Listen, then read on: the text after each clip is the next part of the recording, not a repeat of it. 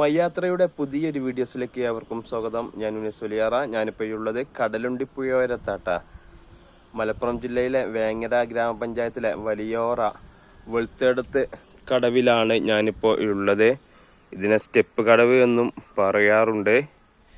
അപ്പോൾ 2 ദിവസമായിട്ട് മഴ പെയ്തത് കാരണം പുഴയിലെ വെള്ളം എത്രയായി എന്ന് അറിയാൻ വേണ്ടി വന്നതാണ്. ഇതാണിപ്പോൾ പുഴയുടെ അവസ്ഥ.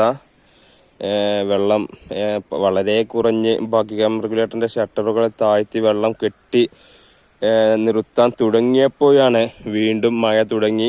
ബക്കിംഗ്ഹാം റെഗുലേറ്ററിൻ്റെ ഷട്ടർ വീണ്ടും ഉയർത്തി കലങ്ങിയ വെള്ളം വീണ്ടും പുഴയിലൂടെ ഒഴുകി വരാൻ തുടങ്ങിയത്. വെള്ളത്തിൻ്റെ അവസ്ഥ കാണുമ്പോൾ ഇനിയും വെള്ളം കൂടാൻ സാധ്യത കാണുന്നുണ്ട്. എന്തായാലും വീണ്ടും ഈ ഒരു ഡിസംബറിലും നമുക്ക് കലങ്ങിയ വെള്ളം കാണുക അപൂർവമായിരുന്നു. എന്നാൽ അങ്ങനെ ഒരു കാഴ്ച കൂടി നമുക്ക് കാണാൻ കഴിഞ്ഞു.